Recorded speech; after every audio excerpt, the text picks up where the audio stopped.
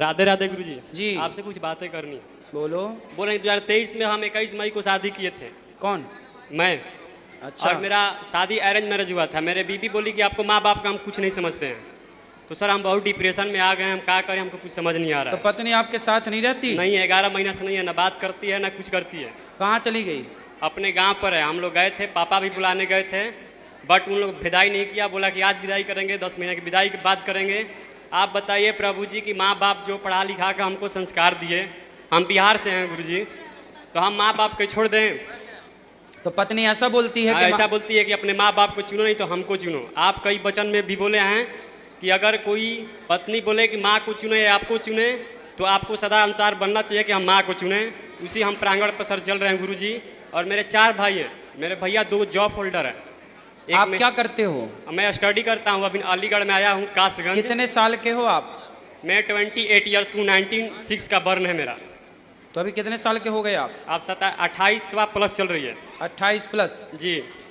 तो पत्नी अभी बच्चे हैं कुछ आपके? कुछ नहीं है, 6 महीना मेरे साथ रिलेशनशिप में थी, जो भी कुछ था। फिर बाद में 10-11 महीना से मेरे से ना बात करती है, ना उनको माँ मुझे बात कराती है, ना कुछ कराती है। हम 2 बार भी गए कि मेरा घर मतलब पत्नी कहती है कि पहले अपने माँ बाप को छोड़ो। हाँ, छोड़ दो, फिर हम आएंगे। हाँ, जितना प्रॉपर्टीज है आप मेरे नाम कराओ, आउट ऑफ स्टेट रहेंगे। वाह। आप बताइए गुरुजी कि हमको विश्वास पत्नी नहीं है कि वकील है? पता नहीं गुरुजी, हम तो फूट कर एकदम गल गए हैं। हम टाइपिस्ट हैं हिंदी का। अब देखो जरा, पत्नियां ऐसी आजकल पढ़ी पढ़ाई आती हैं कि सारी संपत्ति हमारे नाम कर दो, माँ को घर से निकाल दो, हम तुम्हारे संग रहेंगे। और प्रभु जी वो जीएनएम की है। पत्नी है कि आतंकवादी है? वो जीएनएम की है। हाँ? हम सोचे कि एक बात बोलना चाह रहा हूँ गुरुजी जी कि वो जीएनएम की है। हैं? जीएनएम क्या? एएनएम जीएनएम जो होता है ना, हाँ, जीएनएम की है। हम नहीं समझती है क्या होता है। डॉक्टरी लाइन। अच्छा, डॉक्टर है वो? हाँ, मेरे माता पढ़ी लिखी है? हाँ, डॉक्टर है नहीं, डिग्री की है। अच्छा, डिग्री है, ठीक है। मेरे माता पिता सोचे कि हम भी स्टडी लाइन में, वो भी स्टडी लाइन में है, दोनों में से मतलब वो किसी भी का पढ़ी लिखी है और आप भी पढ़े हाँ, लिखे? पढ़े लिखे। हम इतना डाइवर्ट हो गए हैं गुरुजी कि आज तक मेरा फेस नहीं देखना पाता है कि हम कैसा हैं। अलीगढ़ में आए थे काम करने, काशीगंज में डाटा ऑपरेटर पर, लेकिन वहाँ हमको नेटवर्किंग वाला काम बताया। अब पता नहीं माँ बाप का आशीर्वाद, किसी का आशीर्वाद, हम आपको प्रांगण में आ गए। 2 दिन से यहीं पर हैं आपका। हम 2 दिन से 3 टाइम खाना खा रहे हैं गुरुजी। जिसका हमको जख्म चुकाना पड़े, कोई भी काम है आई। पर ये तो देखो गलत है। स्त्रियां देखो, आप शादी के पहले उसको देखे नहीं थे, बातचीत नहीं हुई थी? नहीं सर, हम बात इसलिए नहीं किए थे कि ज़्यादा बातचीत करने से मोटापन हो जाती है। तो आपकी शादी माँ बाप की राजी मर्जी से हुई थी? एकदम गुरुजी, मेरे राजी मर्जी से हुआ था। हम एक दिन बात भी नहीं किए थे कि रिस्पॉन्सिबिलिटी खराब हो जाएगा, इसकी वजह से हम बात नहीं। शादी के पहले बेटा थोड़ी सी बातचीत तो हम कथा में बोलते हैं कि शादी के पहले लड़का लड़की को थोड़ा बात कर लेनी चाहिए, एक दूसरे को थोड़ा समझ लेना चाहिए, फिर विवाह करना चाहिए। आज हमें खुद ही नहीं समझ में आ रहा है कि हम क्या करें। हमको खुद ही पता नहीं चल रहा है कि हम क्या करें। यहाँ पर 2 दिन से वृंदाश्रम उसको ले आना हमारे पास, उससे सत्संग की जरूरत बातें है। नहीं करती है तो ले आने कहाँ से? हम सोचते हैं कि घर का इंटरनल मैटर है, अपने में सच बुझ जाए, लेकिन उनको माँ बाप कहते हैं कि हम लिखवाएंगे, पढ़वाएंगे कोर्ट कचहरी में, तो हम लोग उस पर भी एक्टिव हो गए हैं। आप बोल रहे हैं कि अब करेंगे, तो 2 साल बाद आखिर शादी क्यों किया? किसी लड़का को लाइफ क्यों खराब किया? सही है। पूरे माताओं से हम कहना चाहते हैं एक बात कि मेरे माँ बाप, आप लोग जन्म दिए, बच्चा से हम लोग को पासे पोले, तो आप लोगों को कर्तव्य बनता है कि हम लोग को पाँव दबाने के लिए मौका दें। अगर हमारे जैसे युवाओं लड़कियां माँ बाप को धोखा देने लगे तो पता नहीं क्या होगा गुरुजी। सही है। सबसे बड़ी गलती उस लड़की की माँ बाप की है कि कैसे संस्कार दिए कि देखो भाई, उसका भी तो भाई होगा। भाई है, कुछ बोलता नहीं है, पता नहीं कहाँ रहता है, क्या बीतती होगी हमारे इस युवाओं पर, हमारे पर गुरुजी की जो आज नए हवेली उसके माँ बाप ने ठीक ठीक संस्कार दिए होते। इसलिए मैं हर माँ बाप से कहता हूँ, अपनी लड़कियों को ऐसे संस्कार दो कि वो पति और सास ससुर सबको निभा करके चले। वो घर तभी स्वर्ग बनेगा, सबको निभाए। क्योंकि कल आप भी माँ बाप बनेंगे, फिर आपके बच्चे से आप उम्मीद करेंगे कि वो आपकी सेवा करें। हर माँ बाप को बच्चों का ही सहारा होता है। हम आज 2 दिन से प्रभु जी आपसे मिलने के लिए इच्छुक थे, बट मिल नहीं पाए। हमारा हिम्मत नहीं है कि हम क्या करें। लग रहा है कि अब हमसे कुछ होगा नहीं, जो कि हम हिंदी टाइपिस्ट हैं, हम डाटा ऑपरेटर के काम करते हैं। आज हमें खुद ही पता नहीं चल रहा है कि मेरे अंदर क्या क्वालिटी है जी। क्योंकि लोग बोलता है कि घर जब स्वर्ग होता है ना, तो समाज में बोलने के आदमी स्वर्ग ऊपर करके चलता है। बेटा आप चिंता ना करो, आप बहुत अच्छे हैं। आप अपनी जो आप कार्य कर रहे हैं उससे बेहतर करो और अच्छा बढ़ाओ उसे। गुरुजी अगर वो धीरे से आ जाएगी, चिंता ना करो। अगर कोई टाइपिस्ट का काम है तो गुरुजी हम करने के इच्छुक हैं, हम आए हैं। हेलो गुरुजी, राधे राधे जी। गुरुजी हम सलेमपुर से आए हैं। सलेमपुर से।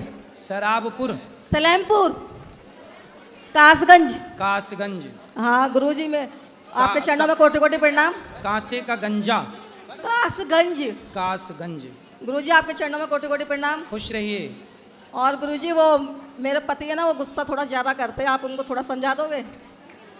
है गुरुजी? कहाँ हैं? वो यहीं पे बैठे ये रे। बात कराओ। किस पर गुस्सा करते हैं? मेरे पे बहुत गुस्सा करते हैं गुरुजी ये, इनको थोड़ा गुरुजी समझा दो गुस्सा ना। गुरुजी कोटि कोटि प्रणाम। जी। गुस्सा क्या करते हैं, ये गुटखा खाती है। आओ पत्नी महारानी, ये बताओ गुटखा, गुरुजी। गुटखा खाती हैं? हाँ गुटखा खाती है। कौन सा? राजश्री। कितने का खा जाती हैं? कितने खन खाए, जब मन करता तो भाई खा लेती हैं गुरुजी। और आप भी खाते हो? नहीं मैं नहीं खाता। तो आपकी पत्नी कहाँ सीख गई? अपने घर ही सीख गई, अम्मा ने सिखाई था गुरुजी ने की ना। अच्छा, इनकी माँ ने सिखा के भेजा है। और का तो पत्नी आई है कि खर्चे का घर आ गई? ये आई गई। हाँ, लाओ गुटका। बात कराओ पत्नी महारानी से।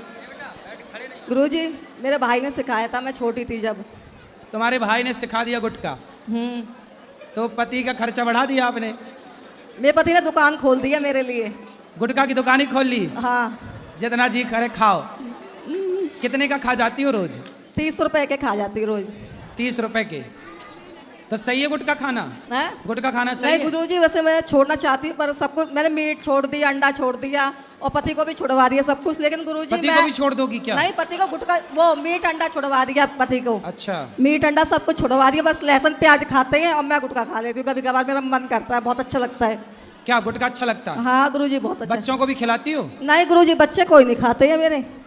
बच्चों को मैं अपने संस्कार देना चाहती हूँ, मैं नहीं खाती। पर तो आप अपने कौन से संस्कार दोगी बच्चों को? गुरुजी सारे दूंगी, लेकिन बस गुटखा नहीं खाने दूंगी इनको।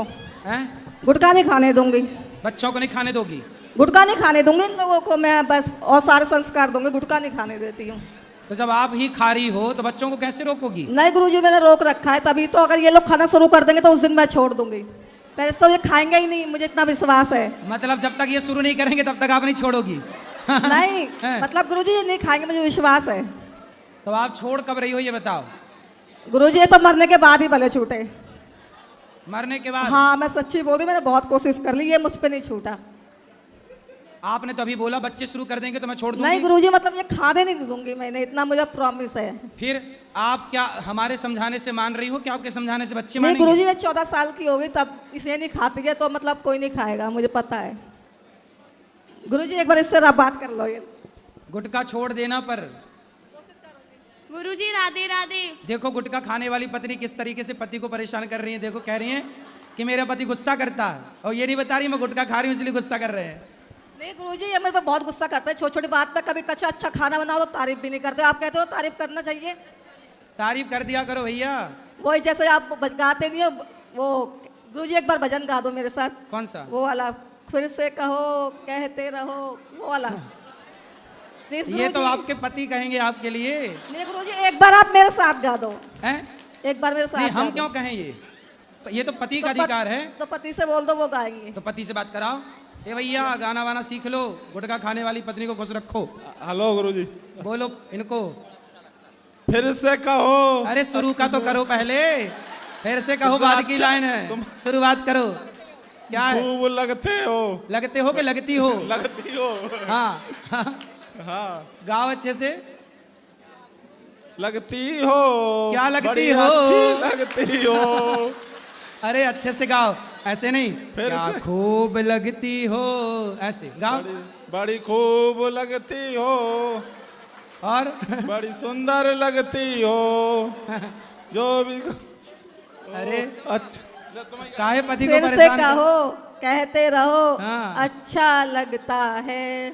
गुटखा मेरे भी जरा छोड़ो। मेरे काना का मुखड़ा बड़ा अच्छा लगता है। गुरुजी राधे राधे। जी गुरुजी आपके चरणों में कोटि कोटि प्रणाम। खुश रहो। सुनो, पति ने आपको कहा तो आप भी तो पत्नी होके पति वाला सेंटेंस पूरा करो। पत्नियों को भी तो बताया था कि ये वाला गाना पति के लिए गाया करो। अरे तो पति वाला गब्बा दिया, अब आप अपना वाला उनको सुनाओ। कौन सा? सब हम ही बताएं। गुरुजी मैं भूल गई थोड़ा, मैंने सुना तो था आज आपने बोला था हाँ भागवत हाँ में। याद करो। क्या मिले हो तुम हमको बड़े नसीबों से, चुराया है मैंने किस्मत की लकीरों से। गुरुजी राधे राधे। राधे गुरुजी राधे। आशीर्वाद दे दो मुझे अपना। खुश रहो। गुरुजी मुझे आशीर्वाद दे दो, मैं खूब पढ़ूं लिखूं और मैं खुश रहूं, मैं अपने माँ बाप का नाम रोशन करूं। राधे राधे खुश गुरुजी। रहो खुश रहो। राधे राधे। बोलो बोलो, जब मैं पढ़ाई करता हूँ, जब मैं पढ़ाई करता हूँ मेरे को फोन का मन होता है।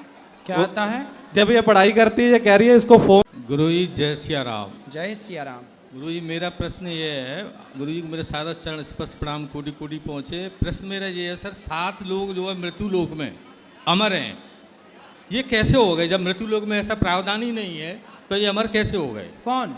जैसे विभीषण है, युधिष्ठिर है, कृपाचार्य है, अश्वत्थामा बलिर्व्यासो हनुमानश्च विभीषणः जी। कृपा परशुरामश्च और 8वें मार्कंडेय जी। 8 लोग अमर हैं। नहीं तो इनको जो मृत्यु लोक में कैसे अमर, जब प्रावधान ही नहीं है अमर लोक में? प्रावधान आपके लिए नहीं है, राम जिस पर प्रावधान करना चाहे उसके लिए प्रावधान है। हनुमान जी जैसों के लिए है, विभीषण पर कृपा हो गई है। जी सर, मान लीजिए भगवान चाहे तो आपको भी अमर बना दें, वो स्वतंत्र है ना। ठीक ये सर। धरती भगवान की है, इस धरती पे भगवान का कानून चलता है, जो चाहे वो कर लें। भीष्म पितामह को सर इच्छा मृत्यु का वरदान प्राप्त हुआ है। भीष्म पितामह नहीं है ना इसमें, 8 में। नहीं तो इच्छा मृत्यु का वरदान उनको कैसे प्राप्त हो गया? उनके पिता ने दिया। तो आज कलयुग में क्या आज के पिता नहीं दे सकते क्या इच्छा मृत्यु का वरदान? दे सकते हैं। तो क्यों आज क्यों ऐसा नहीं है? हाँ तो आज का पिता शांतनु जैसा तपस्वी तो हो। शांतनु तो राजा थे, जब तपस्वी कहाँ थे वो? लो राजा थे तो क्या पहले के राजा तपस्वी नहीं होते थे? पहले के राम भी तो राजा थे, क्या राम तपस्वी नहीं? दशरथ जी भी तो राजा थे, क्या तपस्वी नहीं? हरिश्चंद्र भी तो राजा थे, क्या तपस्वी नहीं? शांतनु के पुत्र हैं भीष्म पितामह। सर मैं आपसे निवेदन मेरा ये है कि आपके जो माता पिता हैं हाँ वो भी भक्त हैं, तो आप उनसे इच्छा मृत्यु का वरदान प्राप्त करके अमर हो सकती है ना? हाँ तो क्यों नहीं हो सकते आप? हो सकते हैं। क्यों? आज हम सेवा करते हैं वृद्ध माओं की जी। तो अमर का मतलब क्या है कि हम मरे ही ना, अरे हमारे काम हमारे मरने के बाद भी जिंदा रहेंगे, यही तो अमरता है। इस कलयुग में जितनी अमरता संभव है उतनी हम पा रहे हैं। आपको क्या लगता है जो सेवा हम कर रहे हैं, जी सर। क्या उस सेवा से हम अमर नहीं हो रहे हैं? हमारे मरने के बाद भी क्या वो सेवा याद ना की जाएगी? नहीं मेरा सर ये है कि यही तो है कि अमरता का मतलब ये नहीं कि मैं साथ शरीर रहूं। व्यक्ति की आयु 100 वर्ष से ज्यादा नहीं है आज नहीं है, पहले थी। तो आज के युग में क्या इच्छा मृत्यु का वरदान प्राप्त करके दीर्घायु नहीं प्राप्त कर सकता? आज के युग में यदि कोई संत मिल जाए, उस कोटि शांतनु कोटि के तपस्वी मिल जाए जी, जी। और आज वो वरदान दे दें तो आज भी संभव है। पर ऐसे तपस्वी अब बचे नहीं हैं। ऐसे तपस्वी ना पुत्र हैं ना ऐसे तपस्वी पिता हैं। अब सोचिए भीष्म पितामह की माता गंगा है। अब सोचिए गंगा जिनकी पत्नी होंगी, क्या वो सामान्य व्यक्ति होगा? पहले तो ये सोचिए। जी जी। गंगा जिनकी पत्नी होंगी, जिनको सारी दुनिया गंगा मैया कहता है, वो गंगा जिनकी पत्नी होंगी, क्या वो सामान्य होंगे? सामान्य तो नहीं होंगे। सामान्य नहीं होंगे तो फिर उन्होंने भीष्म पितामह जैसे लोग भी सामान्य नहीं हैं, क्योंकि उन्होंने अपने पिता के लिए जो किया वो कोई पुत्र कर नहीं पाता। सदा पिता के लिए ही ना अखंड ब्रह्मचर्य का व्रत लिया था, तब तो जाके पिता ने उन्हें इच्छा मृत्यु का वरदान दिया। मेरा गुरुजी निवेदन और ये भी है कि जैसे 7 लोग जो अमर हैं, हाँ तो ये जो है अपने इस संसार में न्याय और धर्म की स्थापना नहीं कर सकते, शासन नहीं कर सकते। ये लोग कर रहे हैं ना। कहाँ कर रहे हैं ये? क्यों जैसे हनुमान जी नहीं कर रहे हैं काम? हनुमान जी प्रत्यक्ष में तो है नहीं, अदृश्य रूप में। प्रत्यक्ष भी है अप्रत्यक्ष भी है। यदि उनकी कोई भक्ति करता है तो ही उनको दर्शन होता है, ठीक वैसे है। तो नहीं है। अभी भी जैसे भागवत होती है तो अदृश्य रूप में ही तो हनुमान जी यहाँ पे आते हैं, सही है सही पर है। किसी को दिखाई नहीं देते। ठीक है। तो मेरा निवेदन ये है कि सर ये शासन क्यों नहीं करना चाह रहे? भाई समझो ना, ये कलयुग है। जी सर। भगवान के 4 पुत्र हैं। 4 पुत्र में सतयुग, त्रेता, द्वापर, कलयुग। जी। कलयुग में जो होना है वो हो रहा है। यदि हस्तक्षेप करने के लिए आ गए, एक बार क्या हुआ कि लक्ष्मण जी आ गए एक बार यहाँ, पता है आपको? जी जी। लक्ष्मण जी रामानुजाचार्य जी बन के आ गए। जी। फिर रामानुजाचार्य बन के उन्होंने खूब भक्ति का प्रचार किया। तो कलयुग दौड़ा दौड़ा भगवान के पास गए, बोले हे प्रभु, ये रामानुजाचार्य जी तो हमें विदा कर देंगे, हमारा शासन खत्म कर देंगे। कलयुग में कलयुग का प्रभाव ना हो तो फिर कलयुग की महत्ता क्या है। जी। तो उन्होंने कहा कि इनको बुलाओ। तो रामानुजाचार्य जी को भगवान ने कहा कि अब आप लीला पूरी करो और वापस आओ, क्योंकि ये कलयुग है। अब कलयुग में कलयुग का प्रभाव भी होना चाहिए, सतयुग में सतयुग का प्रभाव, द्वापर में द्वापर का। अब संडे है तो संडे मतलब छुट्टी, तो संडे है तो छुट्टी का मज़ा होना चाहिए उसमें, मंडे है तो काम का मज़ा होना चाहिए। ऐसे चारों युगों का अपना अपना नेचर है, स्वभाव जी है। सर। तो ये कलयुग है, इस कलयुग में भगवान सब देख रहे हैं जी। और देखने के बाद आपके कर्म दंड यथाउचित दे भी रहे हैं। पर ये कलयुग है ना, भगवान भी बंधे हैं मर्यादाओं से, इसलिए ना मर्यादा पुरुषोत्तम है। हनुमान जी सब कर सकते हैं पर वो नहीं कर सकते, क्यों? क्योंकि मर्यादाओं से बंधे हैं। यदि करने लग जाएंगे तो फिर सबके साथ करेंगे वो, इसलिए सबकी मर्यादा। अमर हो गए इसका मतलब ये नहीं कि कहीं भी कुछ भी करने लग जाएं। अमर का मतलब है कि वो मर्यादा में रहेंगे। जी जी। सर एक निवेदन हो रहा है सर, एक शिकायत है। बोलिए। अब इतनी जनता है यहाँ पे जो है, कम लगभग आपके यहाँ भागवत में 10,000 के लगभग जनता तो होगी। ठीक है, इसके लिए यहाँ लेटरिंग में केवल 4 लेटरिंग बनी हुई है। ऊपर बना रहे हैं प्रभु, बना रहे हैं, नहीं काम सर, चल वही रहा है। नीचे ही उसी लाइन में बन जाए। यहाँ नीचे नहीं बन सकती, ये बेसमेंट है, यहाँ बनेगी तो बदबू फैल। गुरुजी नमस्कार। जी भैया, राधे राधे। गुरुजी मुस्लिम समाज से बिलोंग करता हूँ जी जी। और मैं पिछले आज तीसरा या चौथा दिन है मैं आपकी कथा में सुबह से शाम तक रहता हूँ। जी।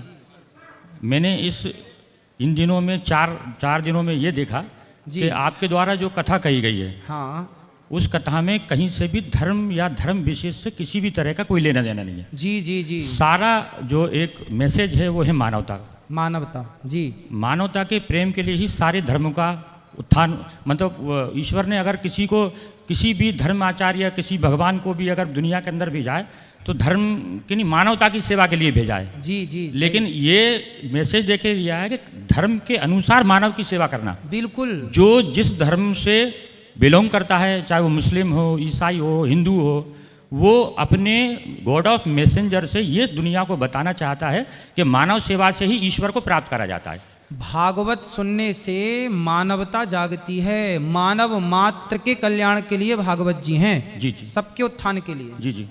तो आपको बहुत अच्छा लगा? बहुत अच्छा लगा। और मैं अपनी थोड़ी सी एक व्यथा सुनाना चाहता हूँ। बताइए बताइए। गुरुजी, मैं अस्पताल में नौकरी करता था। 2087 से मेरी पोस्टिंग थी जी। 2005 तक मैं अस्पताल में नौकरी करता था। जी जी। मैं अस्पताल में रह के और मरीजों की सेवा करता था। जी। मुसलमान होने के बावजूद ना तो मैं अपने धर्म की किताबों को पढ़ता था, ना ही मैं नमाज पढ़ता था। मैं ये सोचता था मानव सेवा ही सबसे बड़ा धर्म है। जी। लेकिन ईश्वर ने अपने गॉड ऑफ मैसेंजर से ये बताया कि धर्म के अनुसार ही मानव सेवा करना बहुत ज़रूरी है। जी। आप जिस धर्म में पैदा हुए उसको मानना भी बहुत ज़रूरी है। जी जी। क्योंकि कोई जो धर्म, जिस धर्म में पैदा हुआ है उसको मानना बहुत ज़रूरी है। जी। अब आप अपने स्वार्थ के लिए धर्म को बदल दो। जी जी। कि इस धर्म में अच्छा लग रहा है, कल उस धर्म में अच्छा लगेगा, ऐसे तो दुनिया ही मतलब बदल बदल की पूरी ज़िंदगी खत्म हो जाएगी। जी जी। तो श्रीमान जी, एक ऐसी घटना घटी कि जरा सी गलती में मुझे जेल आना पड़ा 2007 में। अच्छा। श्रीमान जी, उन 2000 साल में मैं जब जेल आया तो जेल के ही बंदियों ने और साथ में रह के मैंने किताबों को पढ़ा। हाँ। किताबों को पढ़ने के बाद में मैंने अपने धर्म के प्रति किताबों को जब पढ़ा, तो जब मैंने पूरे धर्म की किताबों को पढ़ने के बाद में मुझे एहसास हुआ कि धर्म जो दिखता है वो है नहीं है। जी।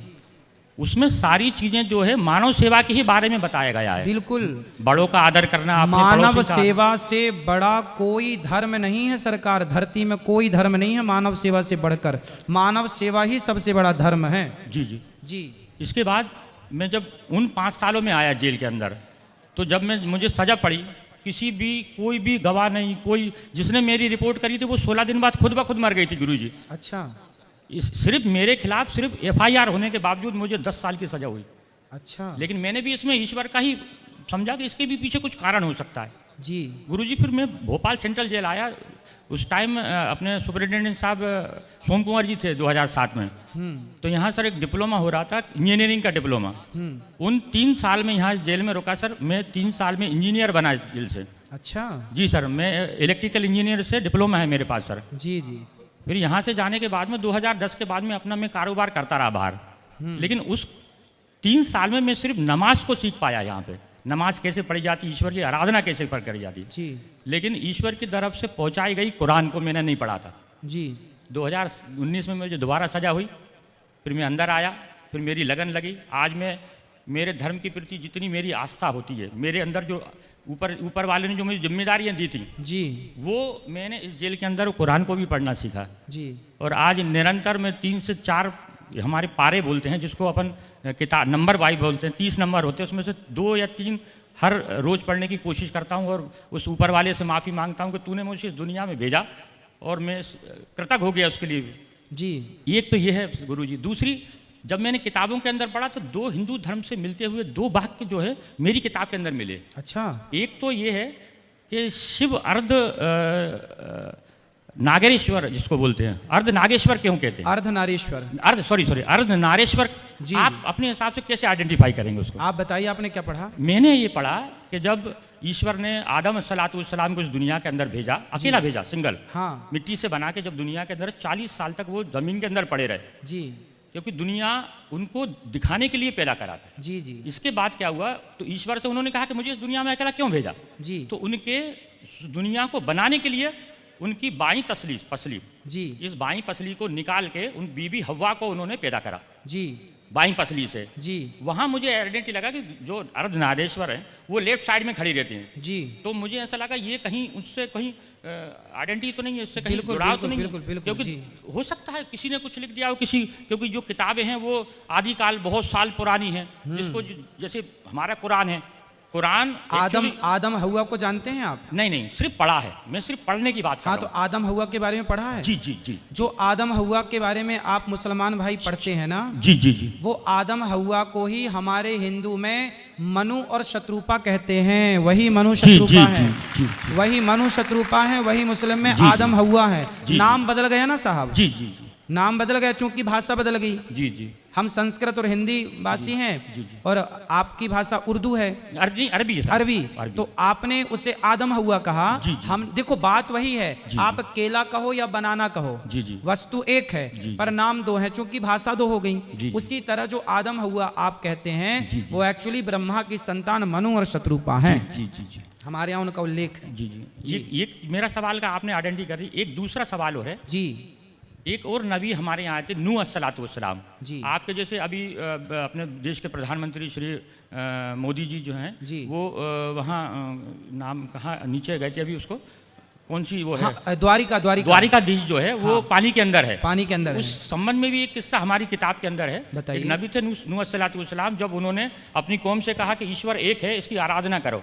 जी। इसके अलावा दुनिया के अंदर कोई देने वाला नहीं, सिर्फ ईश्वर है जो सबको दे सकता है, जी। मुझे भी दे सकता है। इस बात को कहने के लिए उन्होंने सारी अपनी कौम से बोला, जी तो उनकी बीवी बच्चे किसी ने उस चीज़ को नहीं माना, जी लेकिन उनको मानने उनकी बात को मानने वाले 85 लोग रहे। जी तो फिर उन्होंने ईश्वर से ये कहा कि अल्लाह, ये सारी कौम तो सुनती नहीं है।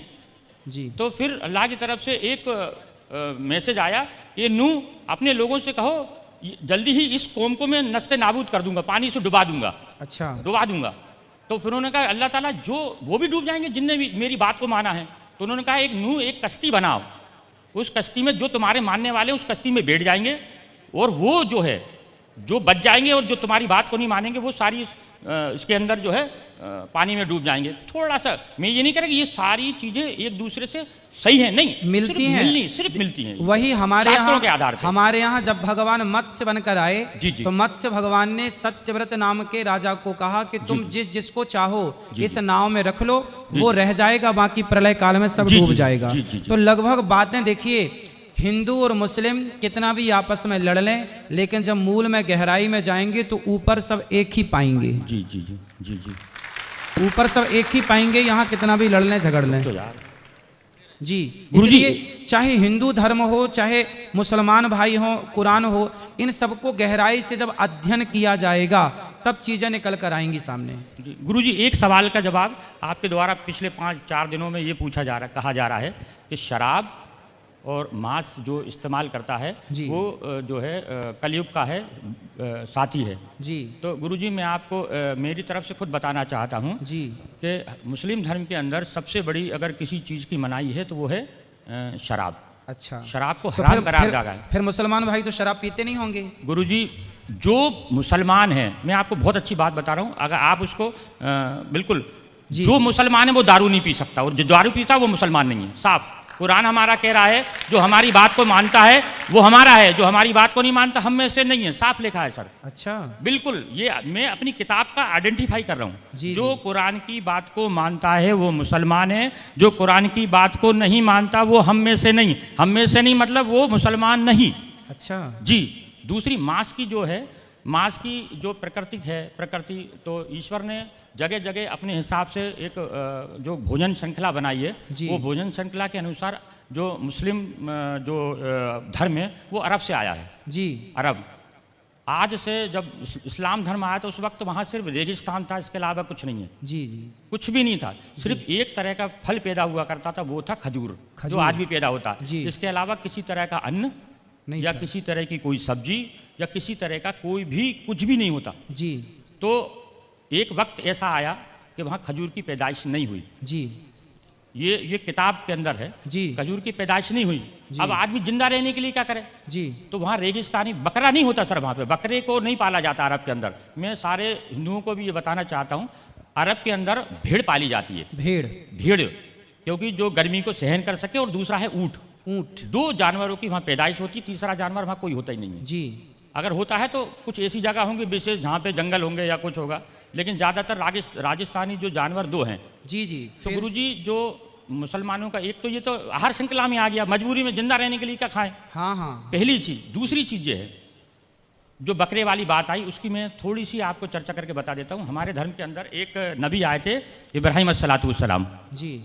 और इब्राहिम अस्सलातु वस्सलाम, काबा जो हमारा बना है सर उन्हीं के टाइम का है। काबा के अंदर 365 मूर्तियों की पूजा हुआ करती थी इब्राहिम अस्सलातु वस्सलाम के वक्त के अंदर। मूर्तियों की मूर्ति की पूजा होती। कौन सी मूर्तियों की? वो बहुत सारी मूर्ति, हर अपने देवता को मानते थे उसमें। अच्छा। हाँ, तो एक वक्त का किस्सा था कि जब सारे लोग ईद की नमाज पढ़ने जाया करते थे। ये हदीस की बात बता रहा हूँ, अगर कोई है तो ये बिल्कुल मैं कोई अपने मन से नहीं बता रहा हूँ।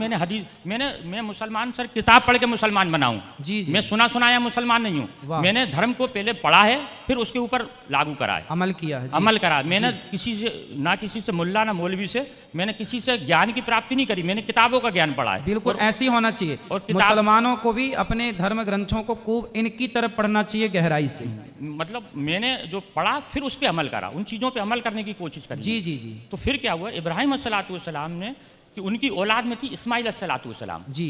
तो जब एक ईश्वर ने एक मैसेज दिया, 60 साल की उम्र के अंदर उनको कोई औलाद पैदा नहीं हुई। जी जी। औलाद पैदा नहीं हुई, तो जब उनकी पत्नी ने कहा कि उस वक्त जो नबी के बेटे ही नबी बना करते थे। जी जी। तो उन्होंने कहा 60 साल की उम्र हो गई अपनी, आज जो है तुम मर जाओगे तो तुम्हारी बात की चीज़ों को कौन आगे बढ़ाएगा, तुम्हारी कौम को कौन चलाएगा। जी जी। तब अल्लाह ताला ने उनको एक औलाद अता फरमाई। अच्छा। उस वक्त शैतान ने उनसे ये कहा कि अल्लाह ताला ये तुम्हारा नबी है, अगर तुम इसको औलाद दे दोगे उसके प्यार में तुम्हें मानना भूल जाएगा ये। अच्छा। शैतान ने ये, कुरान के अंदर शैतान को बार बार बताया गया है। शैतान, ये शैतान कौन है? शैतान एक वो है जो सबसे ज्यादा ईश्वर की पूजा करता है। वो ईश्वर को मानता है लेकिन ईश्वर को किसी को मानने नहीं देता। वो अच्छा, वो खुद मानता है, खुद मानता है, दूसरों को नहीं मानने देता वो। अच्छा। उसी का नाम शैतान है। जी। वो बहुत लंबा किस्सा है, वो आप अगर कभी मौका मिले तो जी जी जी। आप गुरुजी, मेरा आपसे निवेदन है, आप जिस दिन कुरान के हिंदी वर्जन को पढ़ लेंगे, हाँ, तो मुसलमानों के बारे में मान्यता ही आपकी बदल जाएगी। जी। जो मुसलमान दिखता है वो मुसलमान नहीं है सर। अच्छा। जो मुसलमान है ही नहीं, जो दिखता है। फिर मुसलमान तो वो है जो अपने पड़ोसी को भूखा नहीं देख सकता। वाह। ईश्वर अल्लाह ताला ने कुरान के अंदर पढ़ा, कुरान के अंदर बताया है कि पड़ोसी नाराज में नाराज, डायरेक्ट उसने कह दिया सर। कुरान की एक आयत में है कि तेरा पड़ोसी नाराज में नाराज। जी। अगर इस बीच अगर तेरा पड़ोसी नाराज है तो तू तेरे द्वारा किया गया है पूजा पाठ वो मैं कबूल नहीं करूंगा, तेरे सर से ऊपर नहीं उठाऊंगा। मतलब मानव जाति की सेवा सबसे बड़ी सेवा, सबसे बड़ी कुरान में ये आइडेंटिटी है। जी जी। कुरान जो है फिर क्या, फिर ये बकरों की बलि की प्रथा। इब्राहिम अस्सलातु वस्सलाम ने जी, जब उनने ईश्वर ने, शैतान ने उनको भड़काया जी, तो ईश्वर ने कहा कि मेरा सच्चा बंदा होगा तो मुझे नहीं छोड़ेगा। जी। शैतान से कहा मुझे नहीं छोड़ेगा ये। जी जी। आप उसके लिए बेफिक्र रहो, मेरा सच्चा बंदा है, मेरी इबादत करेगा। जी। फिर उनको औलाद पैदा होती है। हाँ। इंसानी कल्ब के अनुसार स्वार्थी होता है इंसान। जी। जैसी औलाद पैदा हुई तो वो ईश्वर की आराधना में थोड़ा लापरवाही करने लगा बिल्कुल, तो शैतान भूल ने- जाता है। भूल जाता है, क्योंकि 60 साल की उम्र में जिसको बच्चा पैदा हो उसकी कितनी खुशी होगी। बिल्कुल तो बिल्कुल। उसमें उन्होंने उसमें लापरवाही कर दी। शैतान ने जाके ईश्वर से कहा हाँ कि ये ईश्वर देखा मैंने तुझसे कहा था इसको मत दे, हाँ लेकिन ईश्वर कह नहीं नहीं मेरा सच्चा बंदा है, वो आज है, आज कल आ जाएगा वापस, जी तो नहीं आएगा, तो उनके देख आएगा वापस। तो ईश्वर ने आप इब्राहिम अलैहिस्सलाम को ख्वाब में जो है एक बशारत दी कि ए इब्राहिम कुर्बानी, कहा कुर्बानी हाँ शब्द कहे, तो इब्राहिम अलैहिस्सलाम ने उस वक्त के हिसाब से 100 ऊँटों को जुबा कर दिया, कुर्बान कर दिया, 100 ऊँटों को 100 ऊँटों को कुर्बान कर दिया, क्योंकि अल्लाह की तरफ से ये बात थी कुर्बानी। कुर्बानी का मतलब होता है अपने लिए किसी चीज का त्याग कर देना। कुर्बानी का मतलब ये नहीं जानवर को काट देना, अच्छा। अपने लिए त्याग कर देना किसी चीज का, उसका नाम कुर्बानी है। अपनी बुराइयों का त्याग कर देना। हाँ, तो ठीक है। फिर इसके बाद ऐसे करके 3 दिन तक उनको ख्वाब आए। फिर उन्होंने चौथे दिन अल्लाह ताला से कहा, अल्लाह ऐसा क्या मामला है कि इतनी कुर्बानी देने के बाद तू मुझसे नाराज है, मेरी कुर्बानी को कबूल नहीं कर रहा। तो अल्लाह ताला ने कही कि इधर से चौथे दिन उनको बशारत हुई कि दुनिया के अंदर सबसे ज्यादा जिससे तू मोहब्बत करता है उसकी कुर्बानी। अच्छा, तो अब उन्होंने फिर अपनी पत्नी से कहा कि अल्लाह की तरफ से ऐसा आया है कि कुर्बानी मांग रहे हैं। फिर अल्लाह ताला ने उसकी बीवी ने समझाया, आपकी बीवी ने समझाया कि आप सबसे ज़्यादा किससे मोहब्बत करते हैं, तो कहने लगे कि मैं अपने बच्चे से मोहब्बत करता हूँ। तो उन्होंने कहा कि आप इसी की कुर्बानी मांग रहे हैं, अच्छा, ईश्वर उनसे कुर्बानी मांग रहे हैं। जी जी। तो फिर आगे ये होता है कि ये बात दोनों मियाँ बीवी करते हैं, तो इस्माइल अलैहिस्सलाम जो रहते हैं वो सुनते रहते हैं। 5 साल की उम्र होती है उनकी जी। 5 साल का बच्चा थोड़ा समझदार हो जाता है। ठीक है। और आप तो नबी थे इस्माइल अलैहिस्सलाम। जी जी। तो ये बीबी से कहते हैं कि इसको नहला धुला के कंप्लीट करना, और इस एक रस्सी कपड़ा और छुरी मेरे झोले में रख देना, और इनको नहला धुला के मैं घर में कुर्बानी करूंगा तो ये रोएगा गड़गड़ाएगा, तुम्हारे भी आंसू बहेंगे, इसको मैं जंगल में ले जाकर कुर्बान करूंगा इसको मैं। जी जी। तब इब्राहिम अलैहिस्सलाम इस्माइल अलैहिस्सलाम को सुबह देखते हैं, उठ के देखते हैं तो इस्माइल अलैहिस्सलाम पहले से तैयार है। जी। उनको हो सकता है आज जल्दी नींद खुल गई होगी, इसलिए जो है खुल गई इनकी। जी। जब ये आगे जब उनको जंगल में लेके जाते हैं, जब जंगल में लेके जाते हैं, जब उनके हाथ पैर बांधने लगते हैं, तो इस्माइल अलैहिस्सलाम ये कहते हैं कि अल्लाह ताला अब्बा जान आप अपनी आंखों पे पट्टी बांध लो, जी। क्योंकि ईश्वर ने यानी अल्लाह ने एक उनके ऊपर शर्त रखी थी कि इब्राहिम अगर तू अपनी औलाद की कुर्बानी देगा तो तेरी आंखों से आंसू का अगर कतरा भी गिर गया तो मैं तेरी कुर्बानी को कबूल नहीं करूंगा। अब बताइए सर, जी जी। एक तो शर्त लगा दी बेटी की कुर्बानी की और आंसू की। यही हमारे यहाँ एक घटना घटी। हमारे यहाँ एक राजा हुए हैं मोरध्वज। मोरध्वज ने भी अपने बेटे को आरे से चीर कर दान दिया था, और उसकी भी शर्त थी कि आपकी आंखों में आंसू नहीं आना चाहिए, तब आपकी पूजा और आपकी भक्ति को स्वीकार किया जाएगा। तो देखिए, जो हमारे धर्म ग्रंथों की कहानियां हैं, जो चर्चाएं हैं, जो कथाएं हैं, वो कहीं ना कहीं मैच हो रही हैं। हमारा जो धर्म है इतना श्रेष्ठ है। जी, हमारे यहाँ भी मोरध्वज की एक कथा इसी से मैच करती है। फिर जी, थोड़ा शॉर्ट में करता हूँ, लोग कह रहे हैं कि शॉर्ट में करो। जी जी।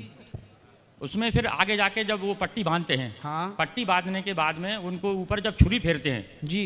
जब छुरी फेरते हैं तो छुरी चलना बंद हो जाती है, अच्छा। क्योंकि छुरी भी दुनिया के अंदर ईश्वर की मोहताज है। दुनिया के अंदर कोई भी मैं आप दुनिया की हर चीज़ ईश्वर की मोहताज है। ठीक है। वो ईश्वर जब तक किसी चीज़ को आदेश नहीं देगा, वो उसकी हिम्मत नहीं है कि वो उस पर किसी चीज़ पे चल जाए। जी जी। फिर जब वो जबरदस्ती फेरते हैं तो मैं की आवाज़ आती है सर, मैं। ये सब किताबों के अंदर लिखा है। जी जी। मैं की आवाज़ आती है तो देखते हैं कि मेरे बेटे के अंदर से मैं यानी घमंड, अभिमान। मैं का कुरान का मैं अगर लिखा है, मैं का मतलब होता है घमंड, जी। कि मेरे बच्चे के अंदर से मैं की आवाज़ आई। जी। तो वो जब कपड़ा हटाते हैं तो देखते हैं कि एक जो है भेड़ का बच्चा है जो नीचे पड़ा हुआ है, और इस्माइल अलैहिस्सलाम दूर खड़े हैं। अच्छा। सिर्फ ईश्वर की परीक्षा थी वो, जी। मकसद था सिर्फ परीक्षा लेना। परीक्षा लेना। अब वो पूछते हैं इस्माइल से, अल्लाह से पूछते हैं, अल्लाह आपने एक तो ये कटवा दिया, हाँ। आपने परीक्षा ली, जानवर का क्या करना है? तब उन्होंने ये कहा था कि इसके 3 हिस्से करो, एक आप खाओ, एक पड़ोसी में बांटो, और एक गरीबों को दो। फिर उन्होंने कहा कि ये वाली जो चीज़ है कुर्बानी, यानी ईश्वर की तरफ से दी गई हर चीज़ की कुर्बानी मुसलमान के लिए जायज़ है। तो उसकी इस चीज़ को, उस घटना को याद करने के लिए लोग बकरा ईद पे कुर्बानी करते हैं। बकरा खाना मकसद नहीं है, हाँ। या बकरा काटना मकसद नहीं है। जी। मकसद है सर सिर्फ उस चीज़ को याद करना कि बाप ने अपने बेटे की कुर्बानी सिर्फ ईश्वर के कहने पे दी, ये मकसद है सर। ये है बस अकेला, ये समझाना चाह रहा था। बकरा काटना मकसद नहीं है, मकसद था सिर्फ ईश्वर के आदेश का पालन करना, जी ये था बस।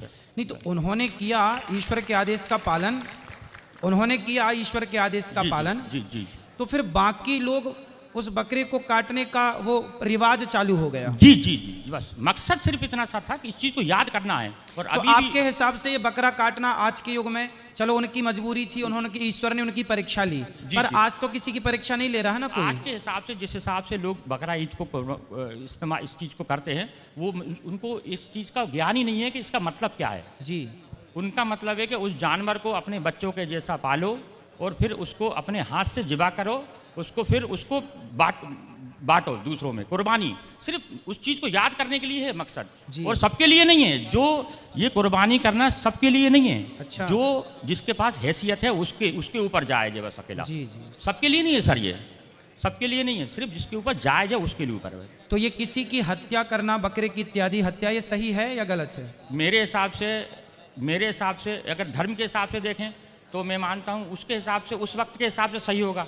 हाँ। अब आज के हिसाब से ये बड़े बड़े धर्मगुरु हैं, वो आपके, क्योंकि हर धर्म के गुरु होते हैं, जैसे आप हिंदू धर्म के आइडेंटिफाई हैं, आप जैसा आदेश देते हैं, अगर मैं अपने यहाँ से कहूँगा कि नाजायज़ है तो ये उनकी खिलाफत हो जाएगी, उनकी बुराई हो जाएगी। जी। और बुराई मतलब ये है कि किसी धर्म के प्रचारक की बुराई करना हो सकता, मैं अपने अंदर से कह सकता हूँ मेरे लिए बुरा है, लेकिन मैं धर्म के मामले में नहीं कह सकता कि ये धर्म के जो बड़े हैं उनके खिलाफ मैं अपना आदेश दूं कि नहीं ये बुरा है। जी जी जी। मैं अपने, क्योंकि मेरे घर में मेरे हिसाब से हम लोग मांस का बहुत कम उपयोग करते हैं, शादी ब्याह में जाते हैं, घर में इस्तेमाल नहीं करते सर हम। जी जी। शादी में हमारे यहाँ नॉन होगी, चिंता ना। ओम नमस्कार जी गुरु जी।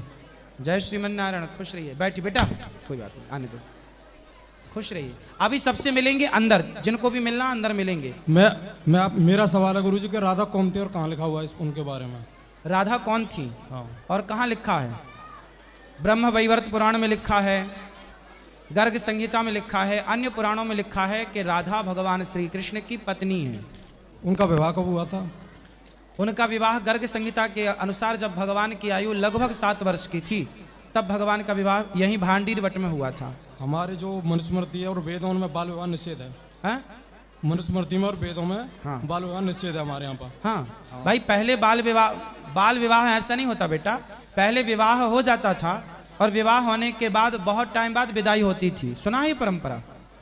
जब लड़की और लड़का मैच्योर हो जाते थे तब उनकी विदाई होती थी। सुना है ये बात अपने पूर्वजों से? सुना तो है, पर हाँ, फिर मनुस्मृति में वेदों में ऐसा लिखा नहीं हुआ है। क्या नहीं लिखा? कि बाल विवाह करना चाहिए मनुस्मृति। भाई बाल विवाह की परंपरा आज बनी है हमारे यहाँ। बाल विवाह इत्यादि हमारे यहाँ जो विवाह परंपरा थी वो विवाह टाइम से हो जाता था, और टाइम से विवाह हो जाना सही भी है। आज जितने भी केस लड़का लड़कियों के भागने के हैं वो समय से विवाह ना करने के हैं। इसलिए भगवान पहले जैसे हमारे दादा दादियों में भी विवाह हो जाता था, लेकिन जब लड़की समझदार हो जाती थी तब उसका विदाई बाद में होती थी।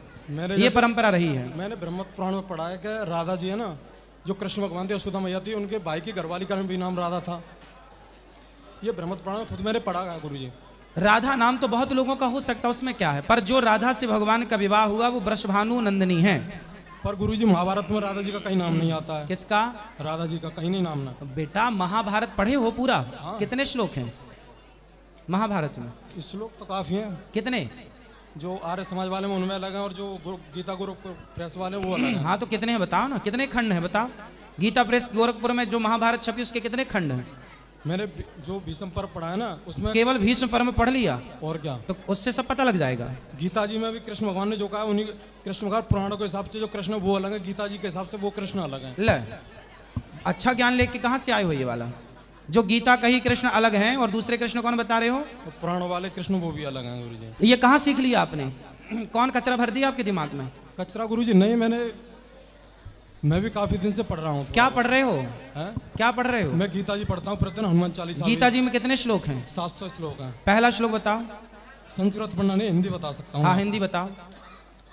जो युद्ध स्थलों के बारे में बताया गया अर्जुन को, वो जो हाँ वो ध्यान नहीं आ रहा मेरे को इस टाइम। ध्यान नहीं आ रहा है और पढ़े पूरी हो? और क्या, तो फिर उल्टा पढ़ लिया आपने? उल्टा नहीं गुरु जी, तो सीधा बताओ। आपको मैं बताऊं गुरु, मैं प्रतिदिन सुनता हूँ, 1-1.5 साल हो गए प्रतिदिन। जो पुराणों में कृष्ण है वही गीता वाले कृष्ण है। कृष्ण दो नहीं है, नारायण ही कृष्ण है, एक कृष्ण है। काहे तुम रायता फैला रहे हो कि 2 कृष्ण और 3? कहाँ पढ़ लिया, किस पुराण में पढ़ लिया कि 2-4 कृष्ण के बारे में? झूठे ही फैलाए जा रहे हो। झूठ ऐसे तो कितने हिंदुओं को तुम खुद बरगला दोगे। नहीं गुरुजी, खुद मैं कृष्ण भक्त हूँ। हाँ, तो फिर काहे 2 कृष्ण की बात कर रहे हो जब कृष्ण एक हैं? अब वृंदावन में तो एक राधा रमण जी हैं और एक बिहारी जी हैं। अब आप कहो कि वो अलग है, वो अरे भैया नाम अलग हैं तो दोनों कृष्ण एक ही। क्योंकि कृष्ण जी की धर्मपत्नी उनका नाम रुक्मिणी था, हाँ तो उनका नाम आना चाहिए, उनके साथ में राधा जी का नाम क्यों आता? मैं अरे ये बात कई बार कथाओं में हम इसका उत्तर दे चुके। कथा सत्संग करते हो? हाँ सुनता हूँ मैं आपकी। हाँ, कई बार हजारों बार इस प्रश्न का उत्तर बता चुके हैं। सुनता हो तो समझ में आए। राधा भगवान श्री कृष्ण की पत्नी तो हैं, पर पत्नी है, पर सबसे अधिक प्रेम की प्रतिमूर्ति है। तो प्रेम को भगवान ने अपने साथ जगह दी, समाज को यह मैसेज देने के लिए कि जो प्रेम करेगा वो मुझे पाएगा। प्रेम किसकी तरह? राधा रानी की तरह। प्रेम की प्रतिमूर्ति श्री राधा रानी है। और रुक्मणी कौन है? बेटा रुको, ओ भैया पीली मैया सब रुक जाओ। रुक्मणी कौन है? राधा कौन है? आप बताओ, राधा कौन है? राधा, हाँ, राधा जो आज की जो लोग मानते हैं वो उनकी प्रेमिका के रूप में मानते हैं। तो मानते हैं तो क्या हुआ? मानने वालों को कैसे मान लें कि वो सही? शास्त्र जो कह रहा है वो मानो ना, लोगों की क्यों मानते हो? ऐसे तो लोग कुछ भी कहते हैं। लोग कह देंगे कि ये तुम्हारा बाप नहीं है तो तुम मान लोगे? भाई तुम अपनी माँ की बात प्रमाणित मानोगे कि पड़ोसियों की? पर जो मैंने पढ़ा है मैं तो पहले ये बताओ कि तुम अपने बाप का प्रमाण पड़ोसियों से मांगने जाओगे कि अपनी माँ से? पहले मेरे प्रश्न का उत्तर दो कि तुम अपने बाप का प्रमाण तुम पड़ोसियों से मांगोगे कि अपनी माँ से? मैं पहले मेरे प्रश्न का उत्तर दो। माँ से मांगूंगा। माँ से मांगूंगा तो वेद पुराण शास्त्र हमारी माता हैं, जो वो कहते हैं वो मान लो। अब तुम दुनिया क्या करे उसका ठेका क्यों लिए बैठे हो? मैं दुनिया का ठेका नहीं लिया गुरुजी। हाँ, जो मैंने पढ़ा तो राधा प्रेमिका है कृष्ण की। प्रेमिका ठीक है, प्रेम करती हैं, पर पत्नी भी हैं। अधूरी बात ना कहो कि सिर्फ प्रेमिका है। राधा भगवान की पत्नी है। और राधा और कृष्ण ये 2 तत्व नहीं, जैसे मिश्री और मिठास ये 2 नहीं है, एक ही है। उसी प्रकार राधा और कृष्ण 2 नहीं। जब उद्धव जी का प्रसंग पढ़ोगे तब यहाँ बात समझ में आएगी। महाभारत में तो ऐसा बताया नहीं कि राधा जी का नाम भी तो कहीं आता, भीष्म पिता ने जब कृष्ण जी के भैया महाभारत तुम्हें कितने पुराण होते हैं? 18। तो 18 पुराणों में आपको कितने पुराणों में राधा का नाम दिखा दूं? कई पुराणों में दिखा दूं तो क्या तुम महाभारत, अरे महाभारत में वहां महाभारत चल रहा है। हाँ। तुम जब उस प्रसंग को पढ़ोगे तब ना पूरी। अब तुम भीष्म पर्व पढ़े बैठे हो। 7 खंडों में गीता प्रेस गोरखपुर की महाभारत निकलती है, जिसमें 1 लाख श्लोक होते हैं। जब पूरा पढ़ोगे तब ना समूचा ज्ञान होगा। एक श्लोक पढ़ के तुम्हें ज्ञान हो जाएगा सारा। तो और कहीं राधा जी का नाम भी तो नहीं आता? अरे मेरे भाई कितनी बार बताएं, ब्रह्म वैवर्त पुराण पढ़ लो, पूरा भरा पड़ा है। गर्ग संहिता पढ़ लो, भरी पड़ी है राधा नाम से। अब तुम्हें मानना नहीं है, तुम होशियार बने बैठे हो तो हम क्या करें? आप, मैं होशियार नहीं बना, मैं बस। तो क्यों नहीं मान रहे हो बताओ? तुम राधा को प्रेमिका कह रहे हो, पत्नी, जब शास्त्र कह रहे हैं कि वो पत्नी है, तो तुम जबरदस्ती परेशान क्यों हो रहे हो? जैसे सनातन समीक्षा नाम का एक चैनल है। किसका? उसमें सनातन समीक्षा। हाँ, उसमें इतिहास में जो हमारे जो हिस्ट्री में जो मूर्तियां मिली हैं, हाँ, सबकी मूर्तियां मिली हैं। हाँ, रुको बेटा। गणेश जी की, हाँ, और वो राम जी की, हाँ, परशुराम जी की, और भी। हाँ। पर राधा जी का कोई साक्ष्य नहीं मिला ऐसा। अरे तुम्हारी बुद्धि खराब हो गई है।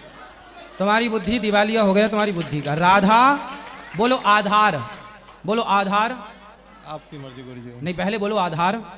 आधार, आधार, आधार, आधार, आधार, आधार, आधार। जो आधार है सृष्टि का वही राधा है बेटा। राधा तत्व को समझने के लिए, ये राधा तत्व को समझने के लिए आपको अभी सत्संग की जरूरत है बेटा, है ना? तो गुरुजी मैं 4 करता हूं। पुस्तकें पढ़ने से कोई ज्ञानी नहीं हो जाता।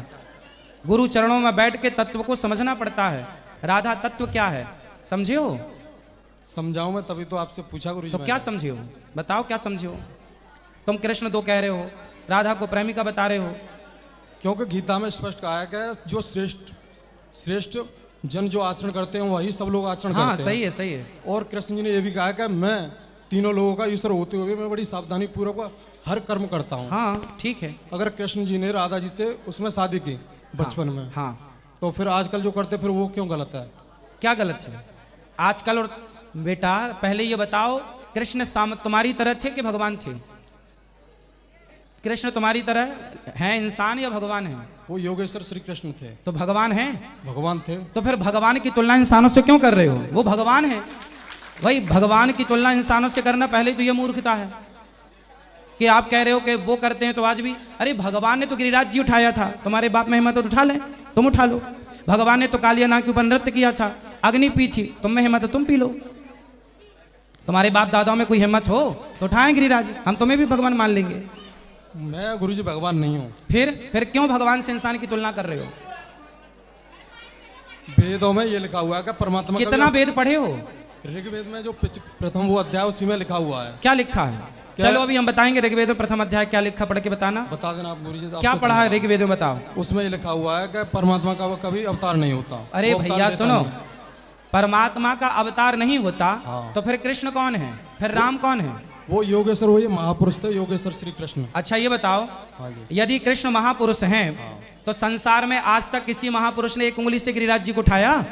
तुम्हारे बाप भी तो महापुरुष हैं तुम्हारे लिए, तुम्हारे दादा भी तो महापुरुष है तुम्हारे लिए। बोलो अपने बाप से कि जरा पिताजी 5 किलो का पत्थर एक उंगली से उठा के दिखाओ। यदि कृष्ण महापुरुष हैं तो फिर आज तक के किसी महापुरुष ने क्यों नहीं गिरिराज जी उठाया? उठाए तुम्हारे बाप दादे। कृष्ण बेटा महापुरुष तो हैं। यत्र योगेश्वर कृष्णो यत्र पार्थो धनुर्धरा। भगवान कौन है?